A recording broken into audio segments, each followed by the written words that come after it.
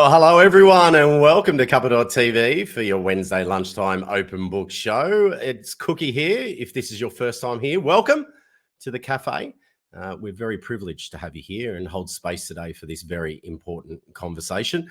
We've just ticked over 750 different conversations that we've helped the community tackle, from leadership to productivity to stolen generation to sustainability to laughter yoga to body language. I don't think there's a conversation that we haven't covered, and we're very privileged to hold space like this and be able to share wisdom with such incredible thought leaders like Michelle Redfern today. Now, before I kick it off, I just want to acknowledge the traditional custodians of country throughout Australia and recognise their continuing connections to lands, water and community. I pay my respects to them and to their cultures and to the elders, both past, present and emerging. I always want to say thanks to the First Nations leaders, storytellers and elders who have appeared here in Cuppa to be able to share their wisdom with us. We are truly grateful for that knowledge to be shared amongst all our Cuppa community. Now, today, our special guest is Michelle Redfern. She's a leader in closing the global gender leadership gap, driving initiatives like Advancing Women in Business and Sport and Lead to Soar Network. Held executive roles at both Telstra and NAB, and has been named one of Australia's top 100 women of influence, holds an executive MBA and is recognised for her work in organisational diversity, serving as a judge for the Vic Sports Awards and Telstra Business Awards, Women's Awards, sorry. Now, to say that we have got a credible expert today is an understatement. Let's bring in Michelle. Michelle, welcome to Cuppa. How are you? G'day, Cookie. Very well, thank you. Thank you for the lovely introduction. No worries. I'm so excited to have you here. I really enjoy it. So if people aren't aware, we usually catch up with each one of the thought leaders first and have a little conversation with them prior. And sometimes I get a really good gauge around the impact that a show will have. And I definitely have got that with you, Michelle. So no pressure. Yeah, no pressure. Oh, look, I'm okay with pressure. Am I? Yeah, I'm okay with pressure. Bring it on. Bring it on. Well, firstly, congratulations on writing this book, The Leadership Compass. It is out and available now. If anyone wants to get access to it, there is a link in the show copy that you can get that. Now, Michelle, you've had a diverse career across corporate, sports worlds. What led you to write this book, and why is it so critical right now? Well, the book, what led me to write this book is, I was told I've got a book in me by my fabulous publishers, and that, Leslie, my fabulous publisher at Major Street, was very persistent with me. And, I've got to say, in all honesty, I actually pulled out one of my reflective journals from 10 years ago and read it the other week. And I went, oh, I wrote in there I was going to write a book. So I think it might have been here all the time, but it took the persistence of someone else to say, come on, Michelle, you can do this. And, I, as confident as I am in myself now and what have you, I still had that little voice going, oh, I haven't really got much to say. Who's going to read anything I write? Which, when I say that out loud, people go, really? You've always got something to say, Redfern. And I reckon there's a bit you need to talk about with people. So I wrote it for me.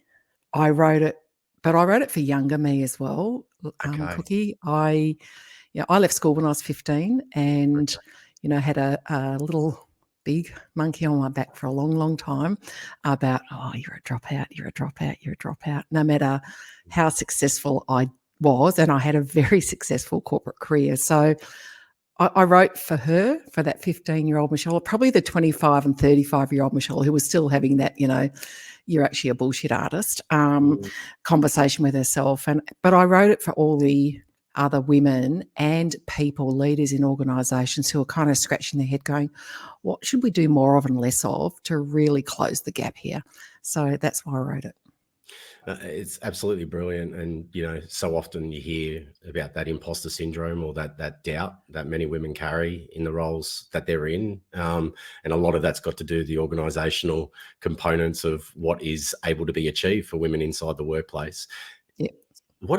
What feeling do you want to have? What feeling do you want people to feel after they read the book? Like, what's the nut of it? What's the core of it? Like, I really like that question because I am a feelings person, and what I want them to feel is a sense of being a little bit outraged and annoyed, but then I want them to feel like there's hope, but there's a aha.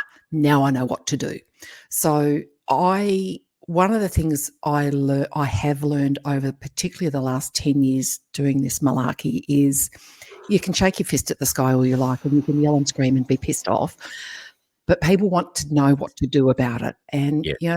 the issue of gender equality, the issue of inclusion and equity, for a lot of people, it's like, oh, geez, I get it, Michelle, I'm not on board. But what could I do? I'm just one person. So I want to be the person who does say, hey, this is what's going on. This is what can be done, but this is what you can do. So to sum that up, annoyed, outraged, surprise. Oh, these are the things that can be done. Actually, that's quite simple. Actually, and here's what I can do. So that sort of hopefulness, and I feel like getting into action. I feel like, getting shit done. Amazing. All right. I want to focus on annoyed for a second. Yep. Let's poke the bear a little bit here. Yep. Why? I'm not unfamiliar with that territory. All right, let's poke it now. Okay, let's build up that. Why should people get annoyed now? Why? Well, why people should get annoyed is I'll play back a conversation I had with my son and my daughter when they were in their teenage years.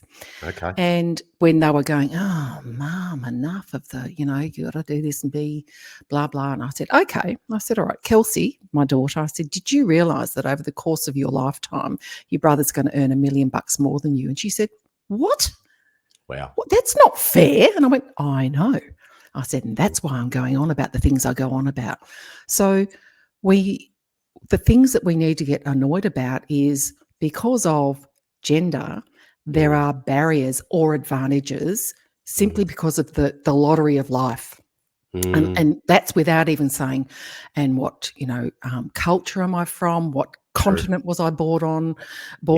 Am I disabled? What have you? So there are all these things, but when it comes to, and I'm using really binary gender language here, Cookie, because we don't yet have enough data about non-binary folks and others. But when it comes to women and men, there are some natural advantages that men will have to progress in workplaces, to earn more money and be more economically stable and viable than their female counterparts.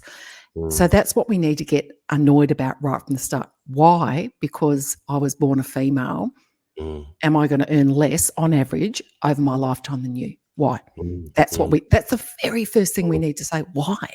And then you start to say, well, okay, that's kind of interesting, Michelle, but how does that play out? Well, in Australia, where we have really good data and reporting and transparency, we know that on average, women earn $26,000 a year less than men. Now, I don't know about you. I'm no millionaire, but 26 grand's a lot of money, right? And yes, this is averages. So we've got a gender pay gap. We also know that women are stuck in the middle. So we advance to certain levels, like what we call the middle in management, quite well. About 42% of all middle managers are women in Australia. So, we've roughly got parity. But once those senior roles start to roll around, that representation drops away. Why? Now your take on that representation, it's probably a multitude of different factors, right? Yep. There is obviously the organisational structure and the blokes clubs and all that type of stuff that still exists.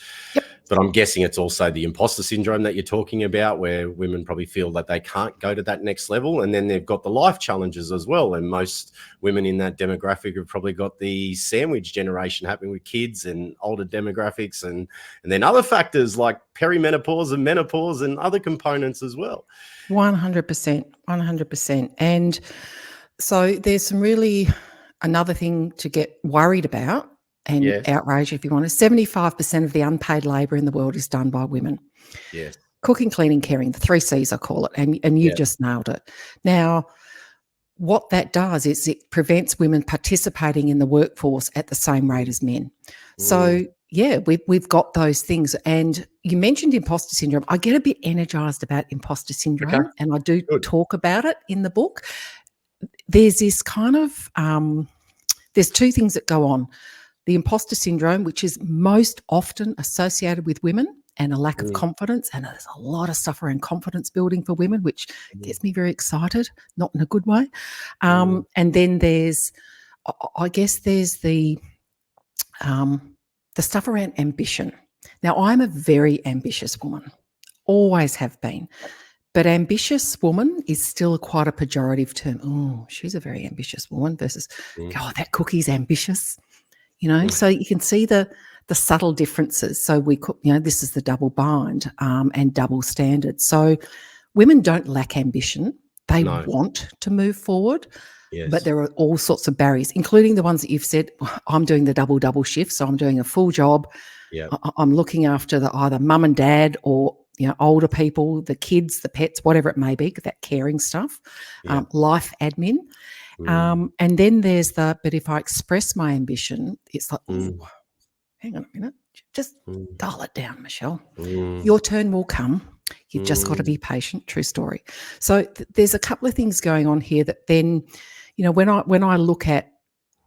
when I hear people say, well, it's okay, Michelle, she didn't want that job anyway, I go, I think you might want to check in, because I reckon she might have, but her ambition has pulled back because she's tired. She's tired of going, oh, man, I've got to convince people, I've got to do this, I've got to do that. So there's a whole bunch of systemic things that prevent women from putting themselves forward, which means as leaders, we need to go and pull them in and grab them in and invite them and help them. Now, this is a two-way street, because as women, we've got a job to do as well. But as leaders, we also have a job to do, which is why the book covers what we can do as women, and in all stages, career stages, but also for organisations. This is what you can do to really say, how might we close this gender gap? All right, well, let's uncover a little bit more about the book. So in the book, you emphasise the importance of business intelligence, or BQ, for women leaders. Firstly, describe what that is and why do you think it's often overlooked? BQ, a high BQ leader, is someone who has got, it has and is known for having business, strategic and financial acumen, and a success orientation. So they're ambitious. They're ambitious for themselves, their team and the organisation, and that rests on that competencies of, I know the business of my business, I know where we're heading and how we're going to get there and what my role is in taking the business forward, and I know the story the numbers tell, and I take action based on the numbers. So that's a BQ leader, and it's important because at upper middle management level, so getting into those senior management roles, 60% of the selection criteria is associated with those skills. Okay. 60%. When you get up to the C-suite, it's lifting to 80 to 90% of the skills. Yes. So it's incredibly important. But it's most often, BQ is most often the missing link for women in their career advancement equation. Can I just make a comment about advancement? Please. I know that not every person in the world wants to be a CEO, and that's cool, because there aren't actually enough roles. There aren't enough CEO roles. Yeah. Let's face it. When I talk about moving up or advancement, I'm talking about people and organisations reaching their full potential. So my full potential is different to yours, but it's still okay. So when people say, but I don't want to be a CEO, Michelle, I go, you have to be the CEO of yourself for a start, but I want you to reach your full potential. That's what I'm talking about when I talk about advancement. So just a little postscript there. I really do appreciate you sharing that, because I think the next part of it is, the gender leadership gap isn't about fixing women. It's about fixing workplace systems, is what you talk about. So can you provide a practical example of what this may look like for a workplace to fix an actual system issue? Yeah, for sure. One of the most obvious and talked about the most, particularly since the global pandemic, is our ways of working. So we know there's so much data to support the fact that because women have other life admin to do, that flexible working is a real enabler. It's a gate opener for closing the gender gap for two reasons. Number one, it enables women to work in a way that works for them and their lives, but it also enables men to tap in, because workplace gender equality is about the blokes too. Because when you have workplace gender equality, you have blokes who are going, oh, great, I can be a hands-on parent or a hands-on carer to my parents, or I can do life without the expectation I've got to be in an office 12 hours a day, blah, blah, blah, blah.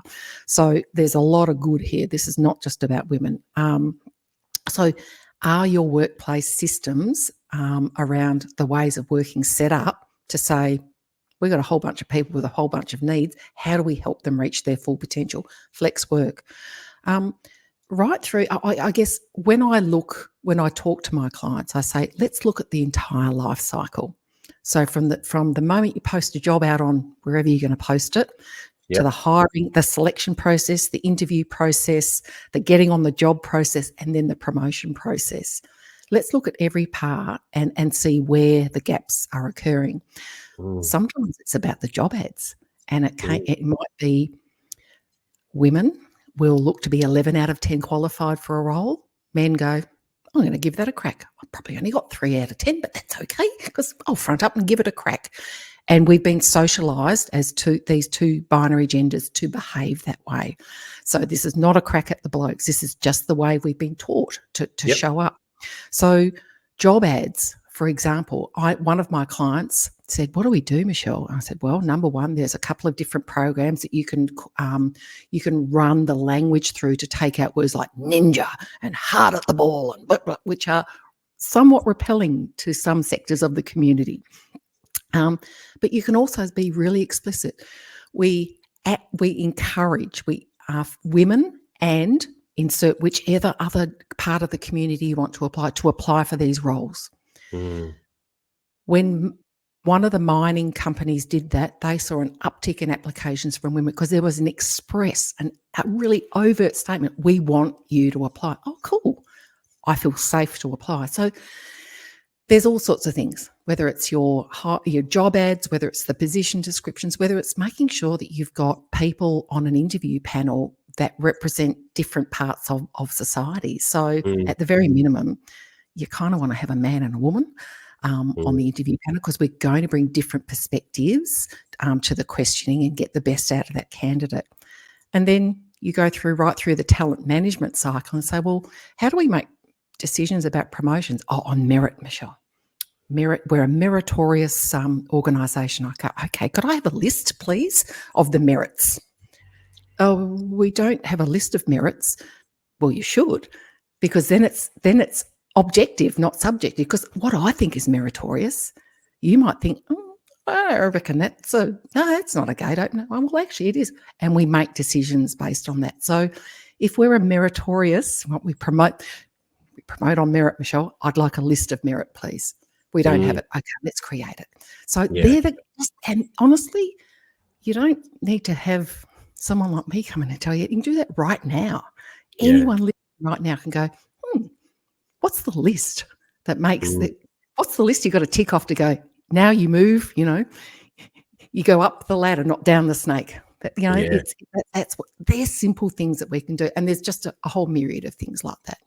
Fantastic. What about someone who's just starting up in their leadership journey, a woman that's starting up on their leadership journey? What's the first step they should take according to your leadership compass? Know your job inside and out. Leadership manifests itself at every level in every organisation. And I'm not talking about management, I'm actually talking about leadership. Self-leadership is all about, I know my job, I know how I contribute to my team, I know how my team contributes to the organisation for the organisation to meet its strategic and financial goals. Number one act of leadership. I know my job and I do it really well. I nail it every time. And if you don't know what your job is, ask, because one of the ways of positioning ourselves as leaders with potential is to say, I'm really curious about the business, Cookie. Can you tell me more? And I really want to do a good job. What could I do to help you as my boss? These are, know your job inside and out and nail it. Then you can, once you're doing that, you can get curious about doing other things. That's number one. Fantastic. And many leadership programs focus on those sort of soft skills, etc., inside an organisation. But how can women ensure they also keep building their BQ? Well, number one, I want women and anyone who procures women's leadership programs to think really critically about whether that program includes training and development and experiences on building business, strategic and financial acumen. Because remember, 60% of the skills of senior leaders are around that. So I really want people to go, I could go and learn how to speak confidently. That's great. You can't speak confidently unless you've got the competencies. My amazing friend and mentor and business partner, Susan Colantuno, taught me this, Michelle. To be confident, it has to rest on a bed of competencies. And the way I describe that to people is think about something you're really good at. So one of the things that I'm really good at, I'm actually really good at cooking slow-cooked beef cheek. And I'm really good at it because I've done it lots. I've practiced, and I'm really good at it because I know my wife tells me, oh, this is good. I'm like, okay.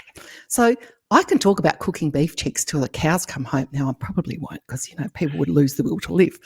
But I am confident about talking about my method, the way I get stuff done, the outcome I create, a very happy, satisfied wife, through cooking beef cheeks because I've got the skills and I can talk about those skills that I've got. I can talk about my outcomes. It's no different with business. So your confidence to speak up in a meeting where you're thinking, I don't think this is a good idea. And, oh, God, if we do that, I wonder what's going to... Okay, so I'm really confident because I've got competencies around our customer satisfaction KPIs. I know if we do make this decision, our customers, there's going to be backlash from our customers. And I've got the data and the experience. So I'm going to speak up and say, I really appreciate the idea you've got there, Cookie. I think what might be better for our customers based on XYZ is this kind of strategy. So if I wasn't confident, if I didn't know my numbers, if I didn't know my customer, I wouldn't be able to speak up and challenge something. So that's just one example, speaking up in a meeting. So confidence rests on competence. So you've got to get those basics nailed every single day of the week. What role do mentors and sponsors play internally, and how do women best find the best person to align with or be with in that area? So I like the word sponsor. I less like the word mentor. I want women to find strategic mentors and sponsors. Women are mentored to death. Women are over-mentored and under-promoted. And the gender gap proves that. And, I'm not dissing mentoring programs. They are important. All of us have mentors, formal and informal. But if you're a woman who wants to advance, I want you to do a gap analysis. What am I good at? What do I need to get better at? Okay, so what do I need to get better at? Boom. Who's got those skills? Who's a role model for those skills? For me, way back, was financial acumen. I didn't really even know how to use Excel. And people thought I did. And I needed to fix that real quick. So I went, okay, I need to fix that real quick. Luckily, my wife is a CFO, so I got a bit of help from her. But I went to my CFO in my business at the time and I said, Richard, I need help. Will you or one of your team mentor me for 6 months to get me up to speed so I can manage my business really well? I need to know the numbers. Yes, he did. He didn't. One of his team did. I closed the gap, etc. So find out what you need to be better at and you want to do more of. Find the person, ask them to do that, give them a time-bound commitment, not we're going to be best friends forever, because that scares people. And go about it and get it done. So use it as a skill building opportunity. That's strategic mentoring. I absolutely love that. Because and you're focusing on outcomes that are going to generate the best results for you and then the best results for the business as well. 100%. So and, we can have lovely coffees and social catch-ups till the cows come home, but it's not going to get you promoted. It's as simple as that. And you're in control of your own steering wheel then. Absolutely. And not relying upon other factors. You're actually taking control of where your destination is. We obviously saw the WGEA report. We've been commenting on a few of those components of it as well. As organisations look to close the gap a little further, what's the one immediate action that you would suggest organisations do better? Go beyond the data. I want you to really know. So for the leaders on the call, there's this great quote by Jim Collins from Good to Great: confront your brutal truths. Yeah. What are your brutal truths? And you can look at the numbers, and honestly, if you don't say, well, I don't know where they are in my organisation, go to WGEA. There's publicly available data about the representation of women in your organisation. But then I want you to get curious, and I want you to say, I wonder what it's like to be a woman in this organisation.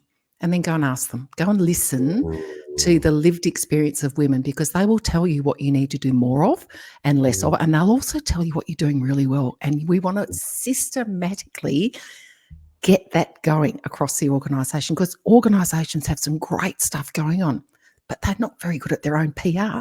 So more of, less of, and keep doing the great stuff. Go and listen to women. That's the very first thing leaders must do.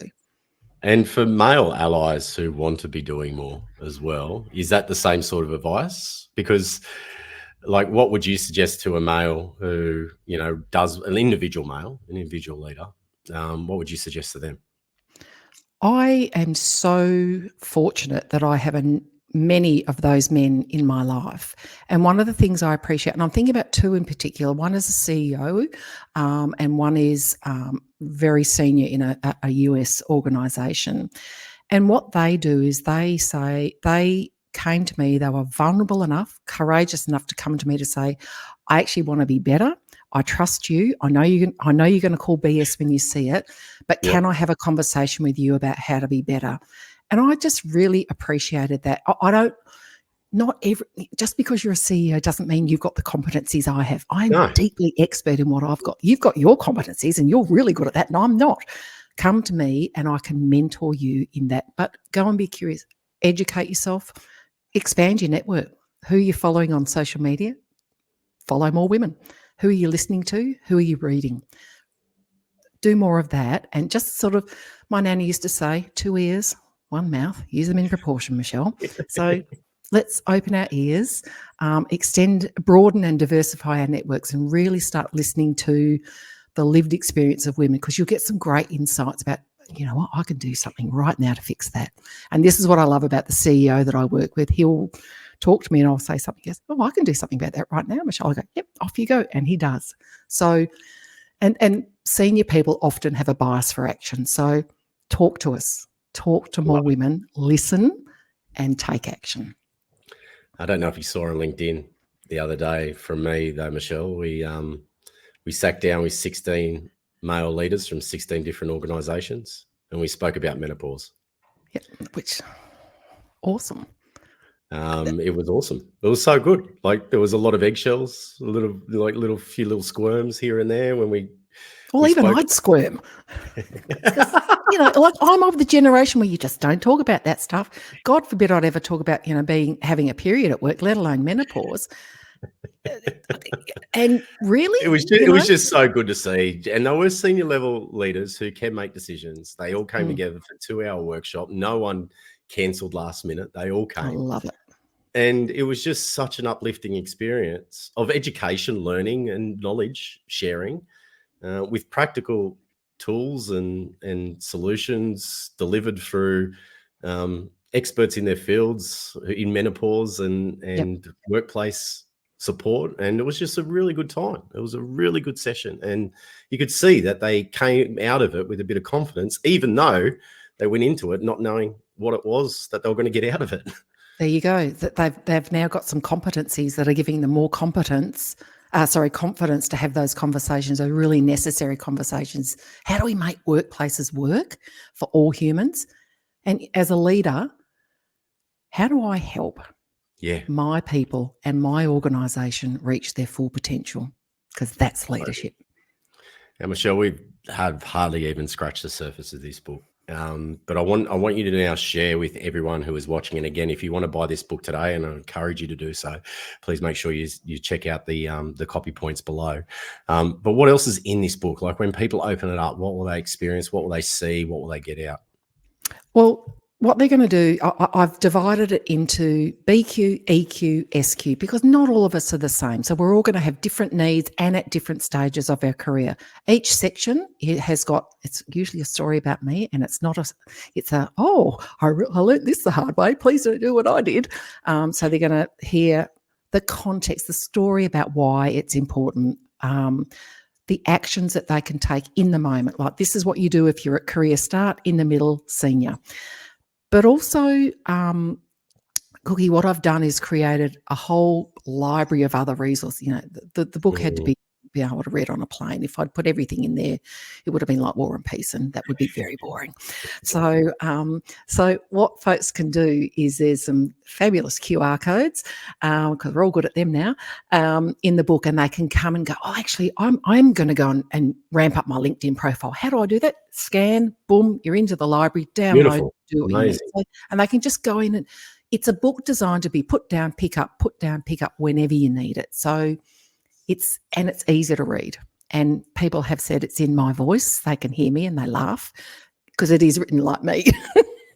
Well, now that everyone's heard you today, they're going to get the same interaction, which is absolutely amazing. I love the other little interactive. So I love the little interactive bits that people can do to expand their knowledge as well for away from the book. So congratulations once again, Michelle, for launching the book. Is there a final piece of wisdom, advice, or I don't know, anything that you want to share with our audience before we leave today?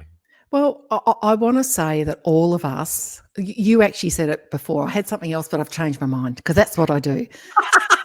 Get in the driver's seat, right? Get in the driver's seat for yourself, for your team and your organisation. If you care, others are going to care around you. Care about your career, care about your team, care about your organisation. That's leadership. Absolutely brilliant. Everyone get a copy of the book. There it is on screen once again. Do so now. And again, share this episode with other leaders in your team, especially the women leaders inside your organisation. And let's start the conversation together. If you want to get in contact to get Michelle inside your organisation, reach out to us at Cuppa. We're always here to support in that next stage of support inside your organisation as well. Thank you so much, Michelle, for being a part of Cuppa today. It's been an absolute privilege. Cookie. Thank you, everyone, for being a part of Cuppa. Now, if you couldn't see the chat room today, that's because you're not an existing member of Cuppa. We have a free membership that you'll see when we send out the replay today. And the reason is that you should join so you can engage in the chat room and even ask questions if you want to. The next show that we have coming up, it is Are You OK Day week, and we have a cracking lineup of people coming in. If you haven't heard of Mitch Wallace, well, you need to. This, I believe, is one of the best ever support books for helping others with mental health. And I'm not saying that lightly. It is a cracking book. I managed to read one of the first initial drafts of it. And throughout the whole book, I was going, whoa, wow. And so please do attend that session next week. And speaking about the steering wheel, this is Dr. Jane Foster, and she talks all about the steering wheel and your steering wheel of life in how you tackle your own emotional intelligence and support yourself. So our Are You OK Day special with Dr. Jane Foster is going to be live next Thursday. And if you've missed it, we have launched our new partnership with Nespresso Professional called Lessons from Leaders. We had Rhonda Brighton Hall and we caught up around how do you create a culture of care. Check that out. It's live on Cuppa.tv now. Our next show with Stefan Vermeulen, the MD of Nespresso, is coming up very shortly, and it's all around purpose beyond profit. So make sure that you do check out all the upcoming episodes as well. There's never a dull moment here in Cuppa, and it's because we care so much about giving the right conversations at the right time to the people that need it most, and that is you. So please do share anything far and wide. That is it for today. Have a great lunchtime and a great rest of your week, and we'll see you next Wednesday for Mitch Wallace's show. See you soon. Bye.